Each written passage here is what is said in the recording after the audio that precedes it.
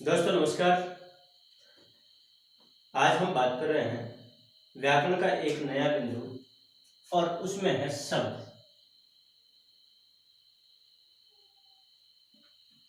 दोस्तों जैसे ही हम इस शब्द को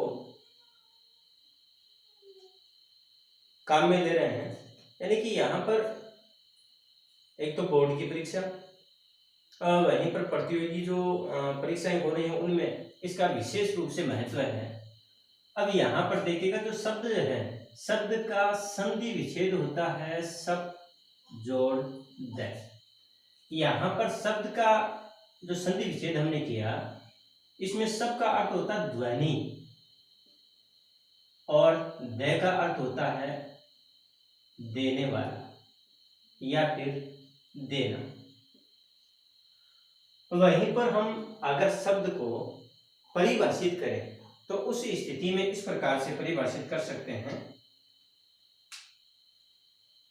जैसे परिभाषा,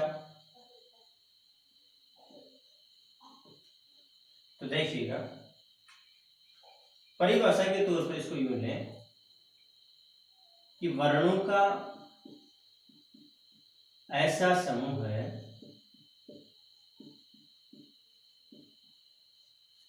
जिससे कोई सार्थक अर्थ निकलता है या फिर निकलता हो, उसे शब्द कहते हैं।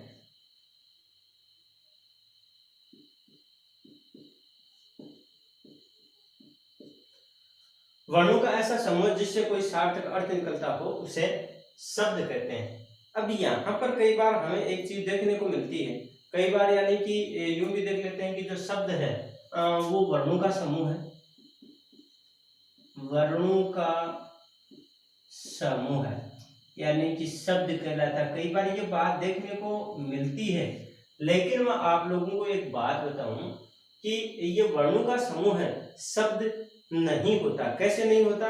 जैसे मान लीजिए कि मैंने यहाँ पर वर्ण लिख दिया क च ट प, ये 5 वर्ण है और 5 वर्णों के हिसाब से यानी कि शब्द होना चाहिए, परंतु इसका कोई अर्थ नहीं निकलता। इसलिए क्या है कि यहाँ पर ये क्या नहीं है, शब्द नहीं है। उसी तरह से यूं लिखते हैं जैसे पे अड़े, जैसे ही यानी कि हमारे सामने ये 2 वर्ण आए और 2 वर्णों का समूह है, इसका एक निश्चित अर्थ निकलता है। अब यहाँ पर जो बात आ रही है कि जैसे यानी कि मान लो कि यूं लिखा हमने क म ल, अब यहाँ पर 3 वर्णों का समूह है, एक निश्चित यानी कि जो शब्द है उसका सटीक अर्थ निकल रहा है।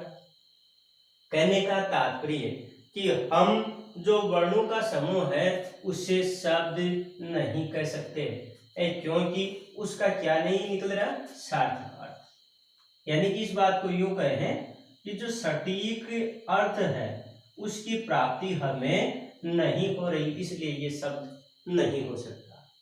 दोस्तों यहाँ पर जो मूल बात आ रही है शब्द के मामले में वो ये है कि वर्णों का समूह तो हो, लेकिन उसका एक निश्चित अर्थ निकलना चाहिए। अगर अर्थ वहां पर वो नहीं दे रहा, इसका मतलब है कि वो शब्द नहीं हो सकता। अब यहाँ पर बात करते हैं यानी कि शब्द के प्रकार।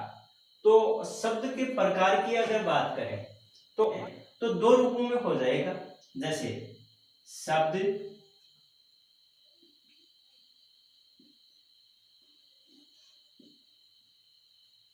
एक तो है विकारी और दूसरा है अविकारी शब्द। एक तो विकारी और दूसरा अविकारी। यहाँ पर हम सबसे पहले मान लीजिए कि विकारी शब्द को लेते हैं। तो विकारी शब्द में पहले ये देखिए विकार, और यहाँ पर क्या है, विकार जोड़ ई। विकार का अर्थ होता है बुराई, परिवर्तन, बदलाव। वहां पर यहाँ देखिए यहाँ ए का अर्थ होता है रहित और विकार रहित। इसका मतलब क्या हुआ, विकार रहित, यानी कि बदलाव रहित। बात यहाँ पे आती है बदलाव रहित, और इधर क्या हुआ विकारी, तो यानी कि विकार उत्पन्न होता है। यहाँ पर हमारे सामने मूल जो बात आ रही है कि विकार किस किस आधार पर होता है, और वो देखिए, तो यानी कि जैसे लिंग, वचन, काल, कारक और वाच्य, इनके आधार पर यानी कि शब्दों में बदलाव होता है।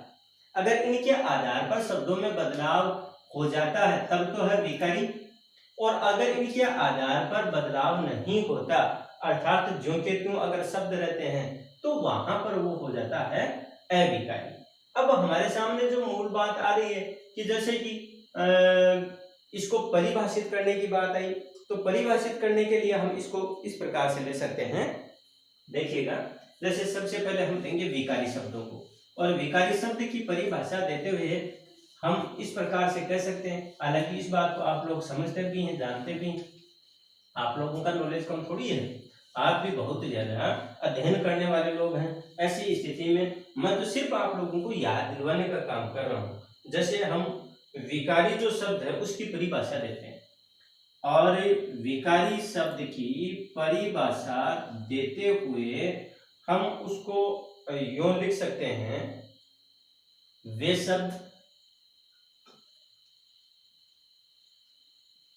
शब्द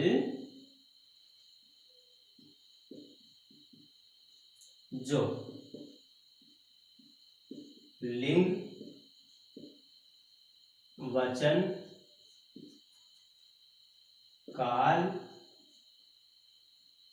कारक और वाच्य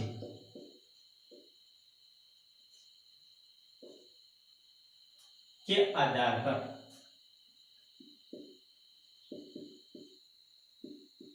परिवर्तित हो जाते हैं।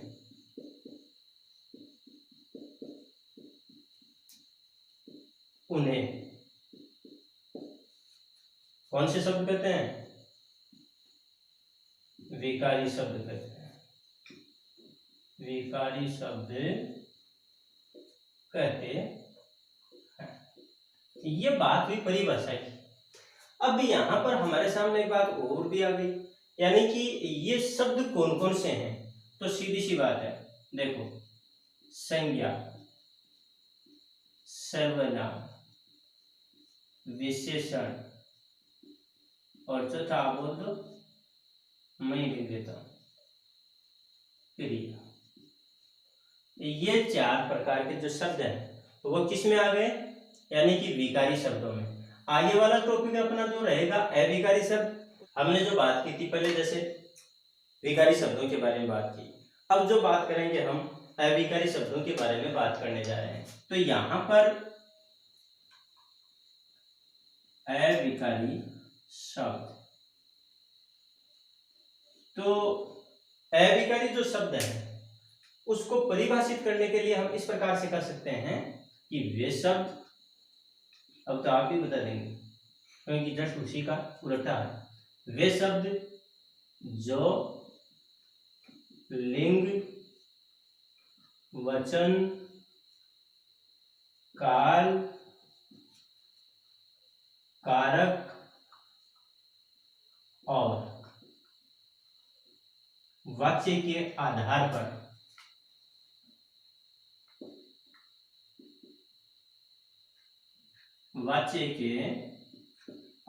पर परिवर्तित नहीं होते।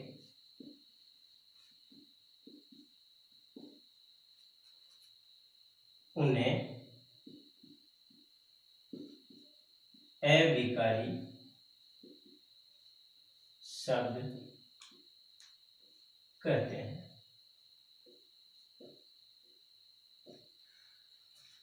दोस्तों, यहां पर जो बात आई वो बात क्या थी अपनी, कि वे शब्द जो लिंग, वचन, काल, कारक और वाच्य के आधार पर परिवर्तित नहीं होते उन्हें अविकारी शब्द कहते हैं। इस बात को हम यूं भी कह सकते हैं कि यानी कि वे शब्द जो लिंग वचन काल कारक और वाच्य के आधार पर उनका जो रूप परिवर्तन है वो नहीं होता, रूप जो परिवर्तन है वो नहीं होता। अब यहाँ पर बात आई कि जैसे लिंग वचन काल कारक के आधार पर परिवर्तन की बात आ जाती है, तो देखिए मान लीजिए कि यहाँ पर हम लिंग लें, तो अगर विकारी शब्दों की अगर बात करेंगे ना, तो विकारी शब्द में जैसे मान लीजिए लड़का, लड़की, लिंग का हो गया। यहां पर जैसे मान लीजिए वचन की बात करोगे तो देखो लड़का, लड़की। यहां पर काल की बात करोगे तो काल की बात जैसे जाता, जाएगा, ये बातें इसमें आ गई। उसी तरह से कारक के आधार पर भी जैसे विभक्तियां जुड़ती हैं तो विभक्तियों के जुड़ने के साथ भी यानी कि बदलाव आ जाता है। अपन बात करें वाच्य, तो वाच्य है उसमें भी यानी कि जो कर्ता है, क्रिया, ये जो कर्ता है, कर्म है, इनमें क्या है और भाव, इनमें क्या बदलाव आ जाता है। कहने का मतलब इस आधार पर अगर बदलाव आ जाए तो विकारी शब्द, बदलाव नहीं आए तो अविकारी शब्द।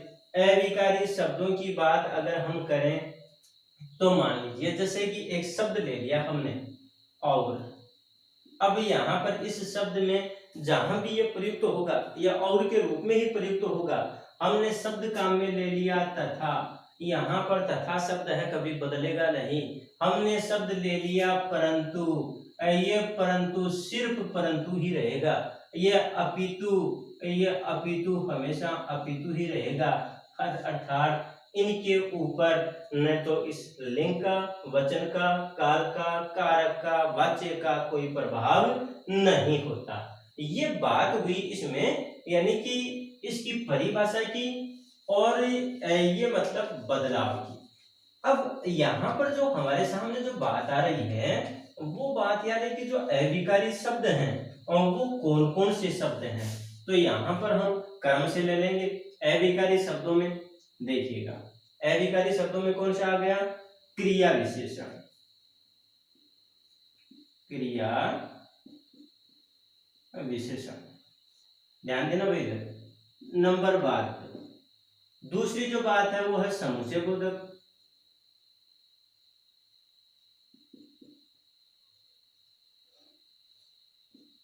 तीसरी जो बात है वो है संबंध बोधक,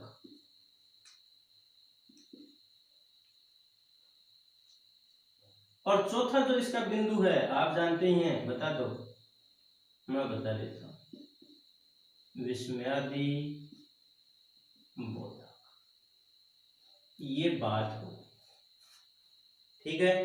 ये बात किसके बारे में हो गई, यानी कि अविकारी शब्दों के भेद के बारे में बात हो गई। यहाँ एक छोटी सी चीज आप लोगों को मैं बता देता हूँ, वो बात ये है, फिर से दोहराने की बात आ रही है। देखिएगा, विकारी जो शब्द हैं उनके भेद और अविकारी शब्दों के भेद। अब यहां पर देखिए मैं फिर लिख रहा हूं, विकारी शब्दों में कौन कौन सा आ गया, संज्ञा, दूसरा सर्वनाम, तीसरा विशेषण, चौथा क्रिया। बात आई समझ में। अब इधर वाले तो आप बता ही देंगे, ये लिखे पड़े हैं कि नहीं है, ये लो, ये सारे के सारे यहां पर आ गए। कौन सा, क्रिया विशेषण, समुच्चय बोधक, संबंध बोधक, विस्मयादि बोधक। ये बात किस बारे में हुई हमारी, यानी कि शब्द के भेदों के बारे में ही। शब्द के भेद यहाँ पर कितने प्रकार के, दो प्रकार के, विकारी और अविकारी।